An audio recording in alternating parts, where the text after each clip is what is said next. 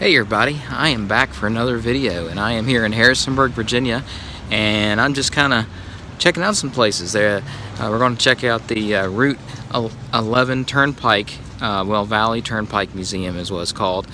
It's a pretty small museum, but I think you'll like it. And then also we're going to check out the Fireman's Museum here in Harrisonburg, Virginia.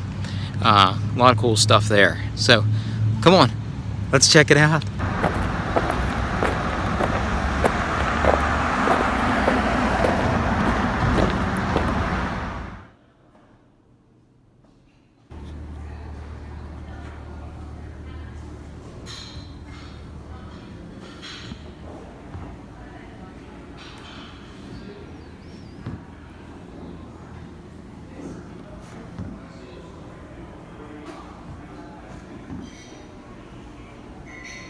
Thousands of years, Native Americans traveled the Shenandoah Valley, developing a network of paths that connected their villages.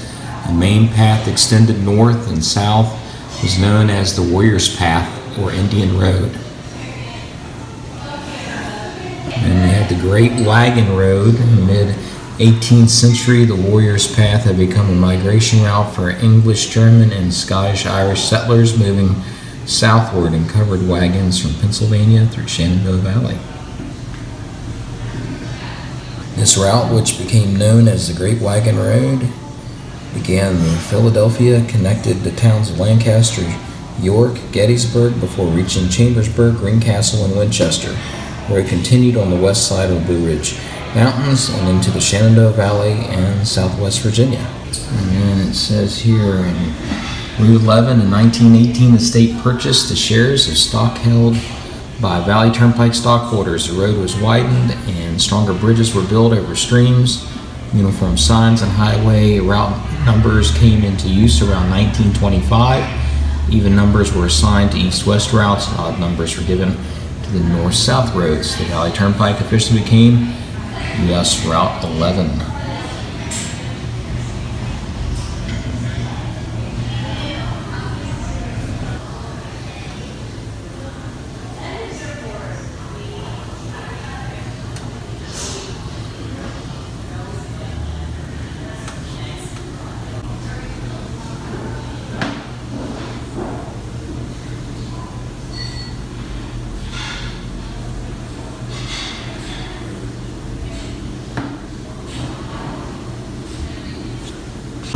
Check this out. This is a hornet's nest.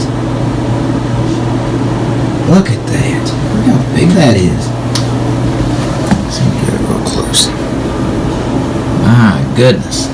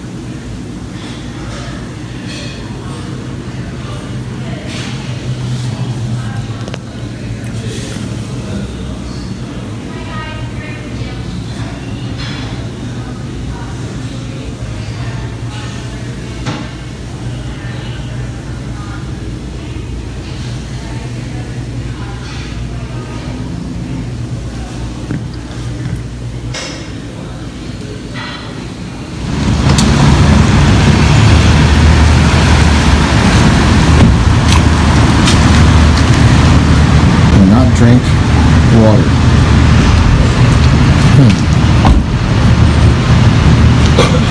The Big Spring.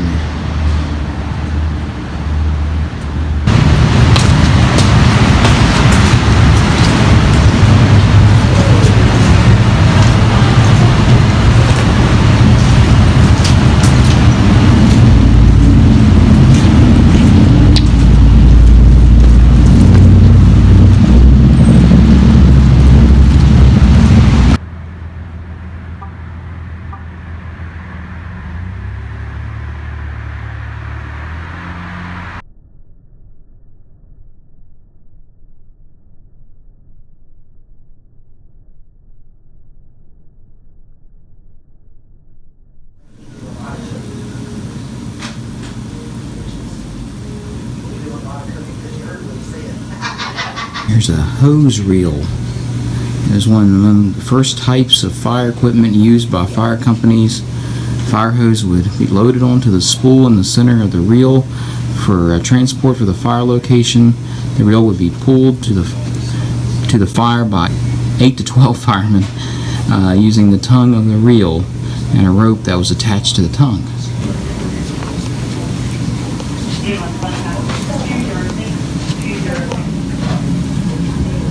Key box mask.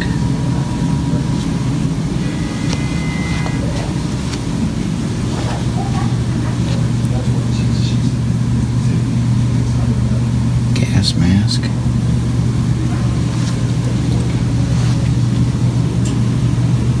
Breathing apparatus.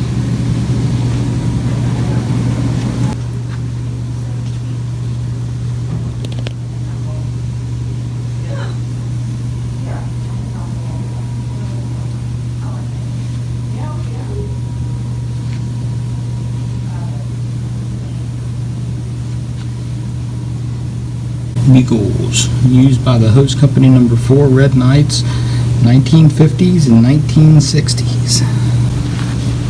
Chemical entry suit.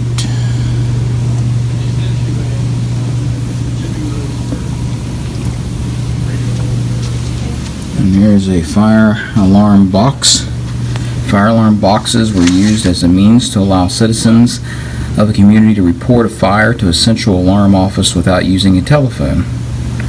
Alarm boxes were located throughout a community on various streets. Each alarm box has a notched wheel located as part of the inside mechanism that identifies the box number. Pretty cool.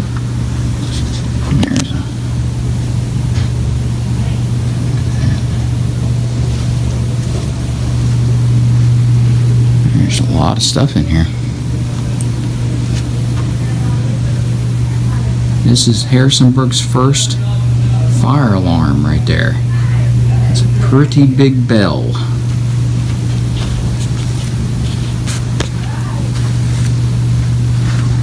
It looks like that's where it was located at.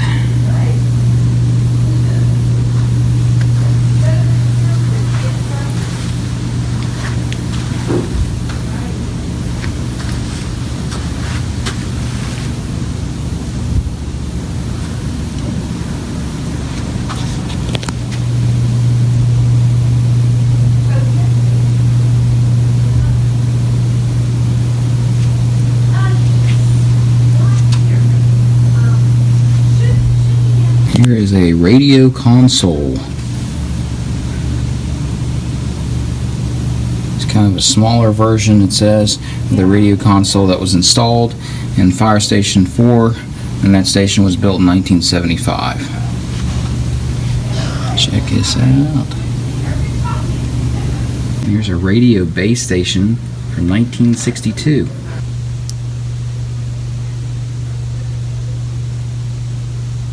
Flaming Chief. Fire extinguisher stops fire instantly. Great signs. Little bus terminal sign. Check that out. It's cool. It says this bench was used in the Greyhound bus terminal, and the terminal was located on North Main Street. And the lighted bus terminal sign was located at the same location. And there's a photo.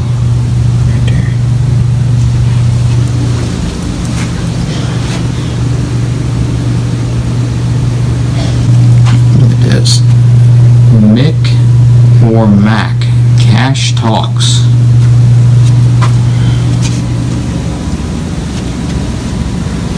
Old sink. This is an old barber chair right here. Dad. Get your old telephone right here. I like that.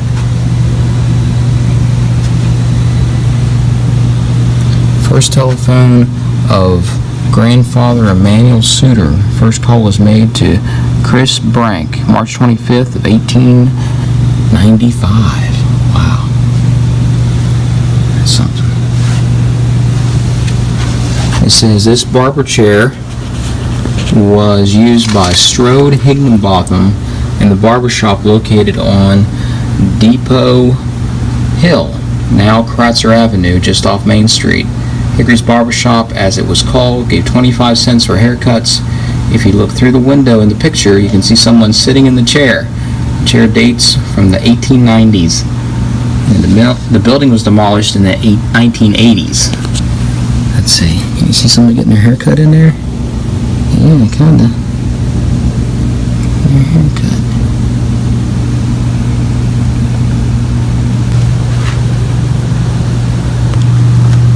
Suit. Looks like the ones. That looks like the one in E.T. that they wore.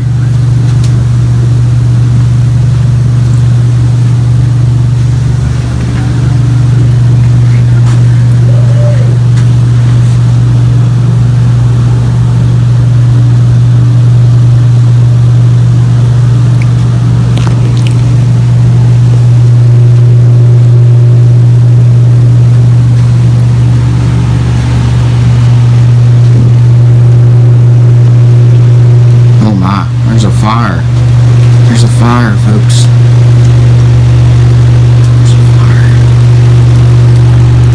There's a fire there, too.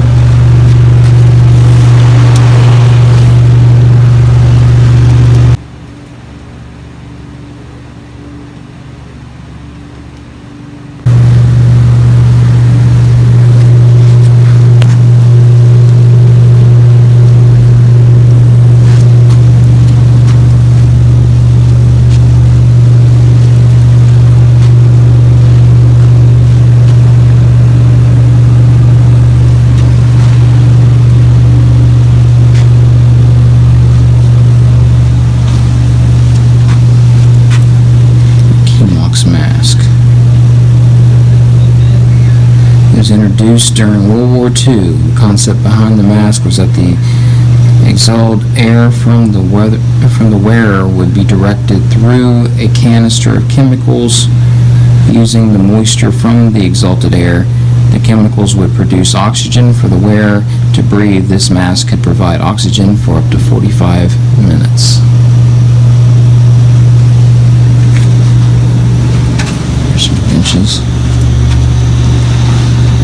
And this was used to set in front of the old fire station, one Newman Avenue, the other in front of the fire stations on Elizabeth Street. There's a fire pole. There's one to slide down one of those.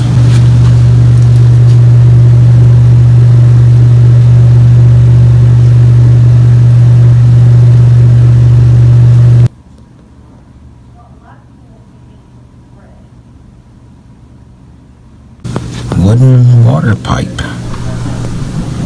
Now, we saw this in the Jumbo Museum.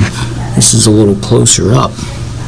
This is the water pipe that was removed in 2011. It's like 200 years old, it says. Hand grenade fire extinguishers. Wow.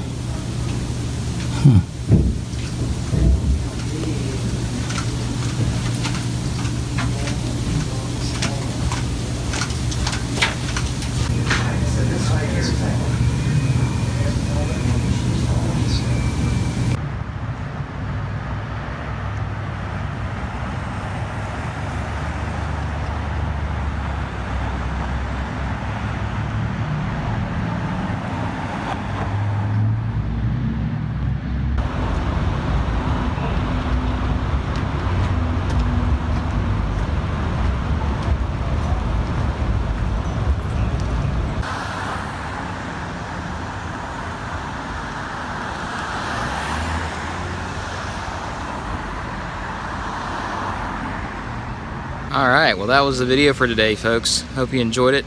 I like to kind of walking through Harrisonburg and seeing some cool stuff, like the Fireman Museum, as well as kind of the sights around the city. It's kind of neat.